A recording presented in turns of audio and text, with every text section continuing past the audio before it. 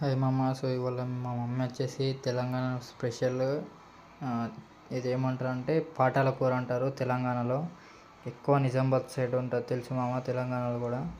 So ఇది మా mummy చేస్తాను. సో ఫుల్ వీడియో మొత్తం పెట్టినాను, చూడండి మమ్మీ ఎట్లా చేసుకోవాలో. ఫస్ట్ తాలింపు వేసి శనగపిండి మొత్తం వేసేసి దాంట్లో మొత్తం మిక్సీ చేసుకోవాలి. మిక్సీ చేసుకున్న తర్వాత ఇలా మొత్తం మెల్ట్ అయిపోయిన తర్వాత, స్ట్రాంగ్ అయిన తర్వాత ఒక మూత తీసుకోవాలి. మా మూత తీసుకొని దానిపైన ఆయిల్ పెట్టేసుకొని దానిపైన వేసేసుకొని చేతితోటి మొత్తం పెద్దగా చేసుకోవాలి. ఒకసారి చూపిస్తాను చూడండి. పెద్దగా అయిపోయిన తర్వాత దాన్ని లాస్ట్కి కాట్లు పెట్టేసుకోవాలి మామ. అంటే ఒక డబ్బా షేప్లో రౌండ్గా ఇట్లా షేప్లో పెట్టేసుకోవాలా.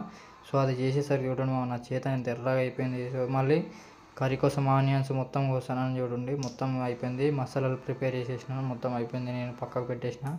సో ఇప్పుడు కర్రీకి తాలింపు వేస్తాను. అది పులుసు పోసేసి మొత్తం సాల్ట్ కారం అంతా అయిపోయింది, కొత్తిమీర పుదీనా. సో ఇది మమ్మీ ఇలా చేసుకోవాలి ఒక షేప్లో. అయిపోయిన తర్వాత ఒక గిన్నెలోకి తీసుకొని మొత్తం కర్రీ అంతా చల్లారిపోయిన తర్వాత దాంట్లోకి వేసేసుకోవాలి. టేస్ట్ మాత్రము నెక్స్ట్ లెవెల్ ఉంటుంది మమ్మీ. ఎవరైనా తిన్నారేమో ఫస్ట్ ఆఫ్ ఆల్ కామెంట్ చేయండి. సో ఇప్పుడు నేను తింటానని చూడండి అసలు.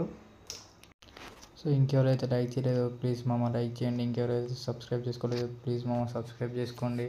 సో ముందు మంచి మంచి కంటెంట్ వస్తాయి, చూస్తూ ఉండండి మామ. Please to subscribe.